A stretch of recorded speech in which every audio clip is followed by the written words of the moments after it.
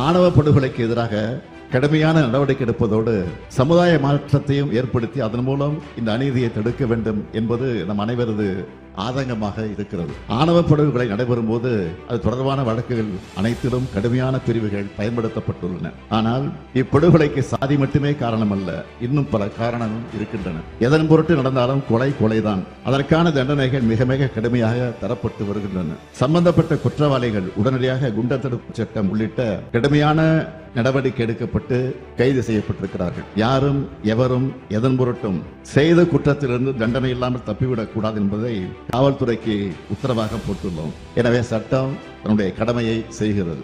அனைத்து விதமான ஆதிக்க மனப்பான்மைக்கும் முற்றுப்புள்ளி வைத்தாக வேண்டும். ஆதிக்க எதிர்ப்பும் சமத்துவ சிந்தனையும் கொண்ட சுயமரியாதையையும் அன்பும் சூழ்ந்த மானுடத்தை உருவாக்குவதற்கான பரப்புரையை ஒரு இயக்கமாக முன்னெடுத்து செல்ல வேண்டியது நம் அனைவரின் கடமை.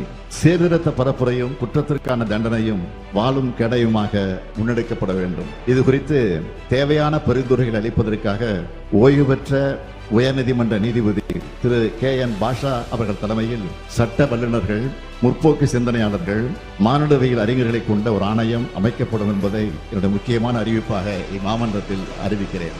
இந்த ஆணையம் அரசியல் இயக்கங்கள், சட்ட வல்லுநர்கள், சமூக செயற்பாட்டாளர்கள், பாதிக்கப்பட்ட மக்கள் என அனைத்து தரப்பினர் கருத்துக்களையும் பெற்று இப்பொருள் குறித்து உரிய பரிந்துரைகளை வழங்கும். அதன் அடிப்படையில் தமிழ்நாடு அரசு ஆணவ படுகொலை தடுக்கும் நோக்கில் உரிய சட்டமேற்ற தேவையான நடவடிக்கைகள் எடுக்கும் என்று உறுதியளித்து அமைகிறேன்.